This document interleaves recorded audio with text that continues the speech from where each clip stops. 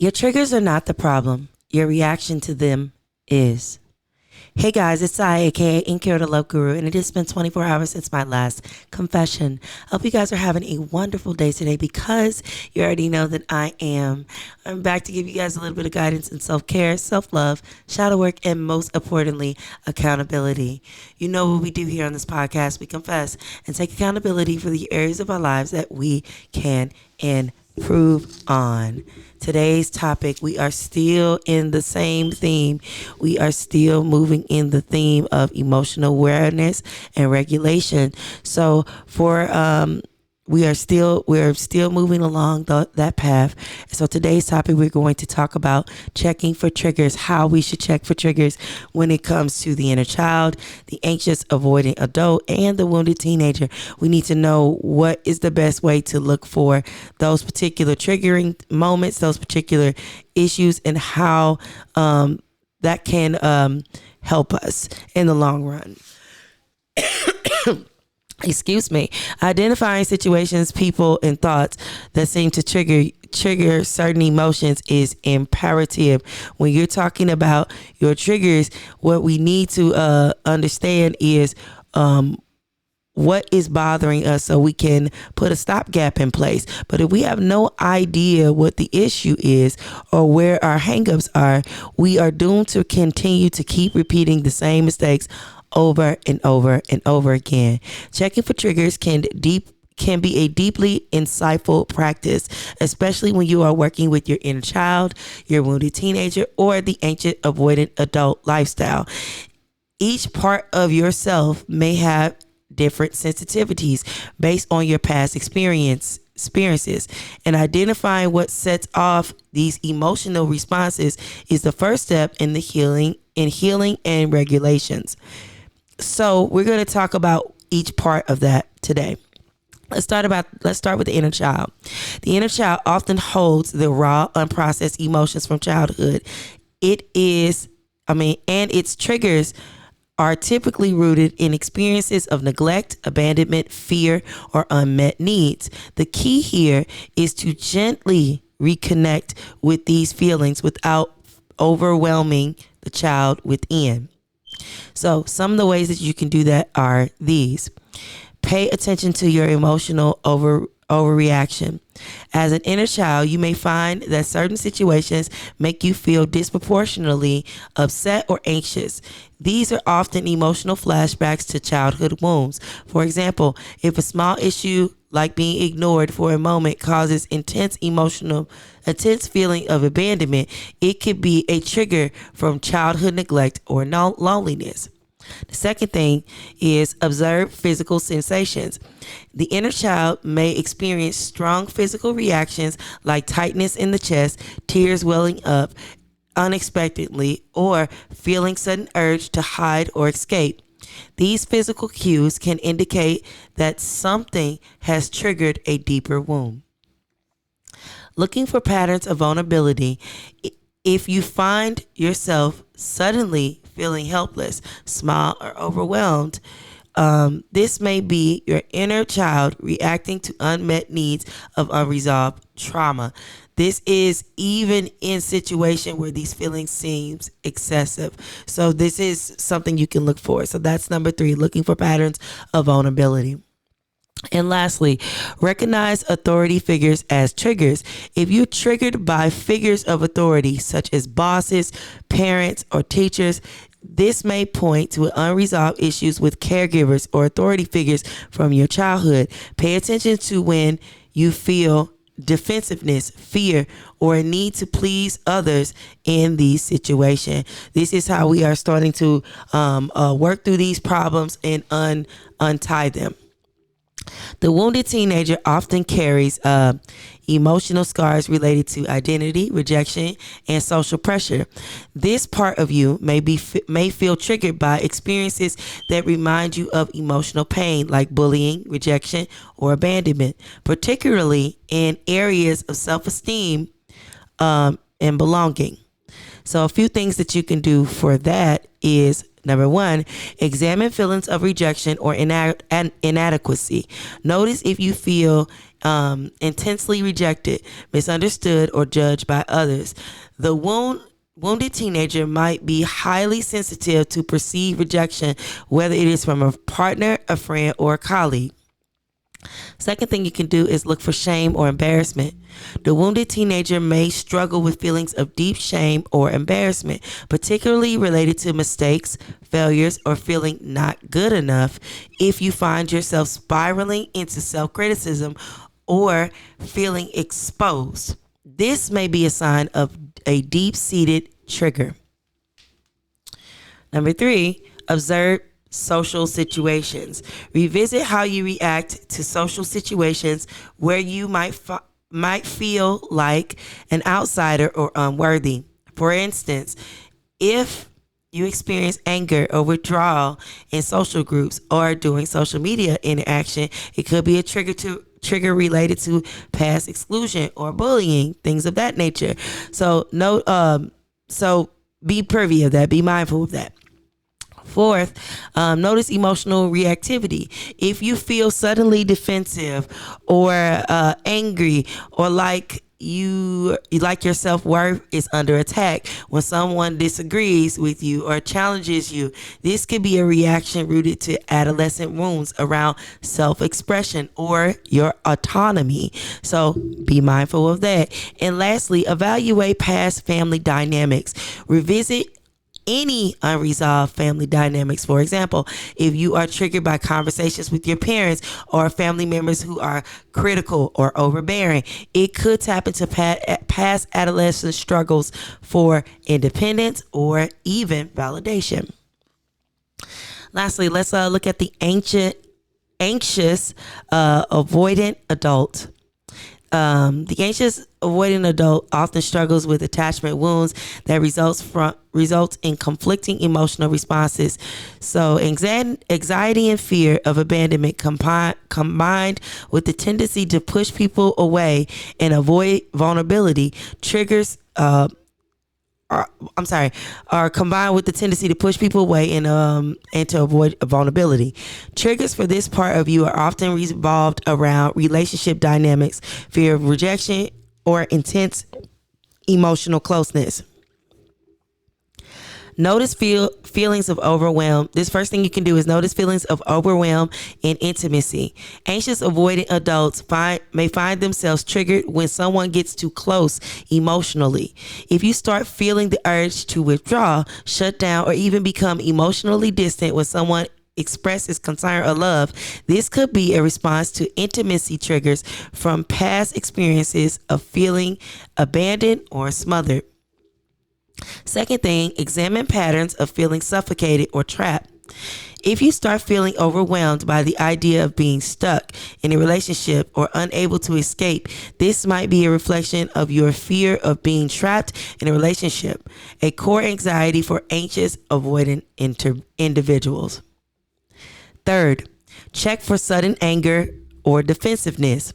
Anxious avoidant individuals may have the tendency to become defensive or angry when their emotional boundaries are being tested.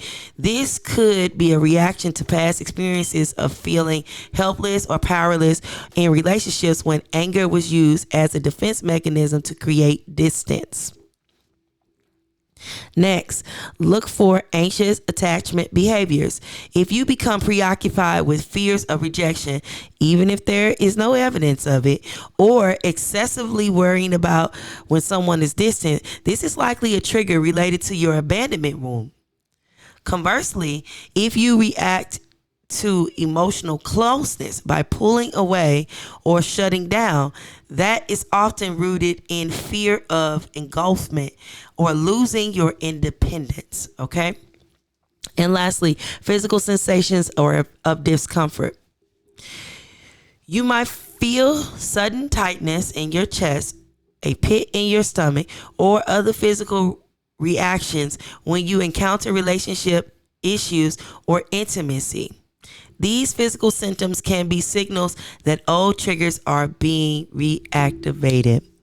So those are the 3 parts of the the three wounds that you can have, the three parts that you should be looking at. Let me give you some general tips. So I'll give you 5 general tips that apply in any particular space. Some things that you can do. You can create a trigger journal. That's the first thing that you can do. Regularly note situations or interactions that lead to strong emotional responses. Write down the context of your feelings. This can identify patterns of your triggers. For example, I felt fear when someone didn't respond to my text quickly, or it felt like abandonment, or when I was praised at work, it felt uncomfortable and I wanted to withdraw.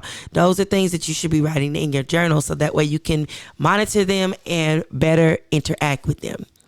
Second thing you can do is check the emotional intensity.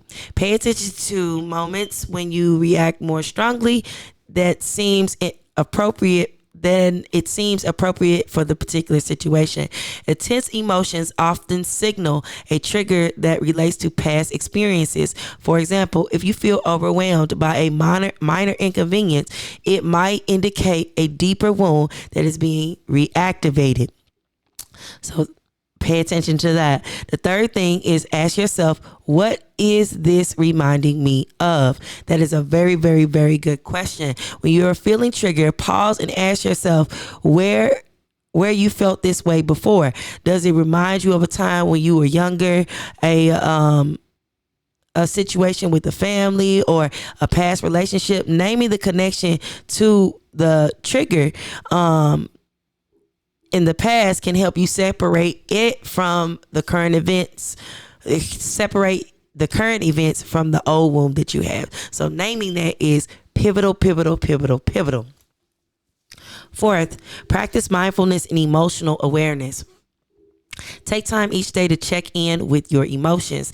This helps you be more attuned to the subtle ways triggers show up.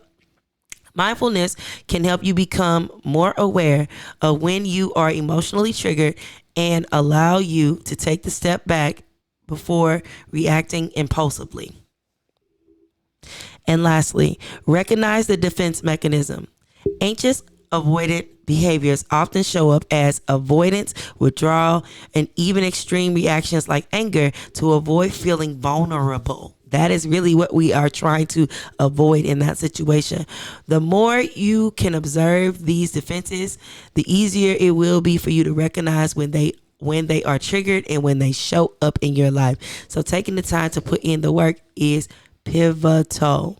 By becoming aware of your triggers and understanding where they come from, whether it is from your inner child, your wounded teenager, or even your ancient avoidant adult lifestyle, you can work on creating healthier responses and develop more emotional regulations. It's about gently recognizing these patterns, validating your emotions because they are real, and learning how to soothe yourself when those triggers arrive instead of running and fleeing at the first sight of them. So that is super duper important. So don't get too overwhelmed, guys. Awareness is the first step in healing. Recognize your triggers. Recognizing your triggers will allow you to respond for them rather than react to them. And when you are responding, you are in control. Reaction is a defensive mechanism. Responding is an offensive mechanism. You want to be on the offensive mechanism because the offense is how you put points on the board. It's how you put wins and put some points in the win column. So you want to shift your thinking so that way you're not in a constant state of survival. When you recognize your triggers, give yourself the power to choose how you respond rather than being controlled by them. You deciding that you choose this over what you have in the past is pivotal. So give yourself the opportunity to do that. Understanding what triggers you is not a sign of weakness. It's a sign of strength and self-awareness. So understanding what is wrong with you is good. So don't avoid the problem because you're afraid it's going to make you look weak, because you have to actually confront that you are having these issues. Understand what is triggering you and then get in control of it so that you can be successful. You can be successful. Okay. Let's get into the word. Let's do that. Let's get into the word. Let's see what the word has to say about these particular things. We're going to start with Proverbs. We're going to start with Proverbs.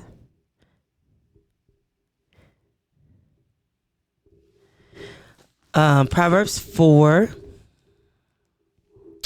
23. Proverbs 4 and 23.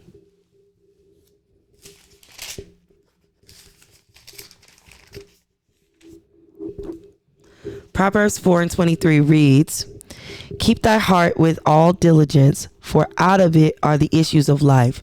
Everything that is within our heart is what is in us. So keep your heart pure. So understanding and controlling your triggers and controlling how your emotions are moving in your heart space is going to determine how your life shows up. So keep that in the forefront of your mind. Keep your heart pure.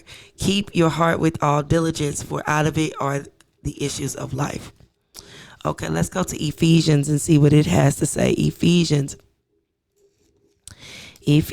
4 and 6. Ephesians 4 and 6. And it reads, "One God and Father of all, who is above all and through all and in you all." So God is in us. So even when we feel uneasy and we don't know what's going on, we can lean on God, because God is within us, and God is going to make sure that we have everything that we need. So even when we feel we don't feel supported, we don't feel like we know what is going on, God will reassure us. He will definitely do that. He has no problem with doing that. So let me read 7 also. And 7 says, "But unto every one of us is given grace according to the measure of the gift of Christ." So God is in us and he gives us grace. So we're not perfect. We're going to make mistakes. We're learning. We are in a learning period, and God will give us grace in that learning period. Excuse me. God will give us grace in that learning period. So don't sell yourself short. Don't write yourself off. Give yourself time to get there. You know, we're all growing.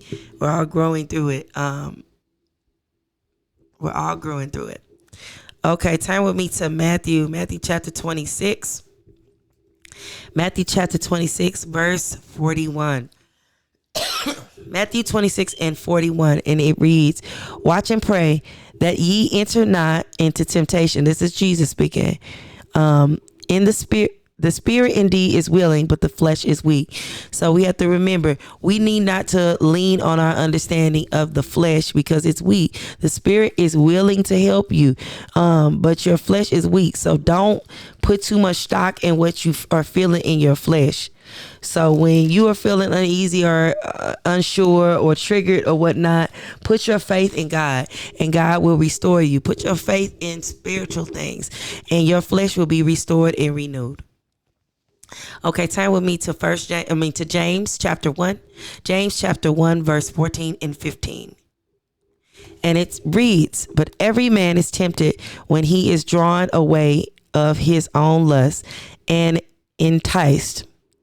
Then when lust hath conceived, it bringeth forth sin. And sin, when it is finished, bringeth forth death." So we don't get in control of things, they will snowball into a terrible, terrible situation that we want no parts of. So we are not going to just allow things to spiral out of control. We're going to take control of them now. We're not going to allow ourselves to be triggered one thing into the next. This lust into sin, sin into death. No, trigger into anger, anger into sinning. We don't want to do that. So we have to make sure that we are getting a handle on ourselves and actually putting the effort forward to improve. Okay, the last one. Galatians chapter 5, we'll read 16 and 17. Galatians 5, 16 and 17.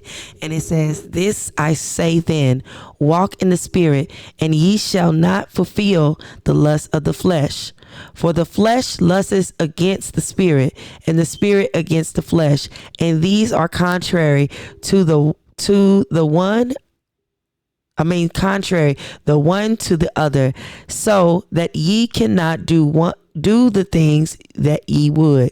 So understand that the flesh and the spirit are separate, and this is why it says, "This is I say, walk in the spirit and not of the flesh," because the flesh wants something different than the spirit wants. We want to make sure that we are following what our spirit wants, what's going to edify our soul. So when we are triggered in things, we can't do what the flesh wants us to do, which is react to things. We need to follow what the spirit wants us to do, which is taking a step back and realizing what's going on with us so that we can properly respond. All right, guys, let me give you these affirmations. I'm going to give you some positive I am quotes that you can take with yourself today to speak over your life, because we speak these words. The word of God says speak these things as if they are. So we want to make sure that we are speaking life into our lives, because the power of life is in the tongue. So I'll give you 3 statements that you can say in regards to this. Number 1, I am aware of my emotional triggers and approach them with patience and understanding. I am aware of my emotional triggers and approach them with patience and understanding. I am aware of my emotional triggers and approach them with patience and understanding. 2, I take time to reflect on my feelings, allowing myself to respond thoughtfully and with control. I take time to reflect on my feelings, allowing myself to respond thoughtfully and with control. I take time to reflect on my feelings, allowing myself to respond thoughtfully and with control. 3, each time I recognize a trigger, I choose growth and healing, learning more about myself in the process. Each time I recognize a trigger, I choose growth and healing, learning more about myself in the process. Each time I recognize a trigger, I choose growth and healing, learning more about myself in the process. Well, that's all that I have for you all today. But you know that I cannot leave without giving you an action item. Today's question of the day, action item is, what past experiences or emotions do my triggers remind me of, and how can I address them with compassion and understanding? How can I create healthy boundary or response plan when I recognize a trigger so that I can maintain my peace and not react impulsively? What past experiences or emotions do my triggers remind me of?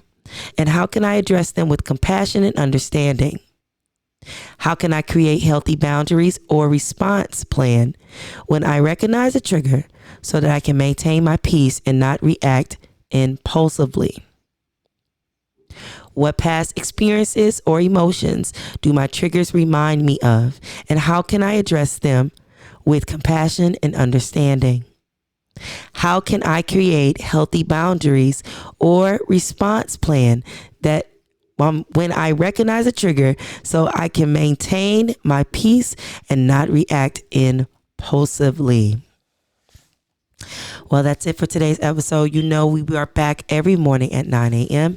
You are more than welcome to listen to us on whatever streaming platform you prefer, whether that is Apple Music, Apple Podcasts, Amazon Music, Spotify, Pandora, iHeartRadio, or YouTube for free. I hope that you guys are having the most wonderful day. I love you guys, and I hope you guys are spending some time loving on yourself. Don't allow this world to trigger you and to convince you not to love yourself. Your highest command is to love on you first. Love yourself despite of anything that anybody else is trying to project upon you. I hope you have the most wonderful, fabulous, and amazing and loving and peaceful, triggerless day. I hope to see all of your beautifully wonderful faces tomorrow. Bye.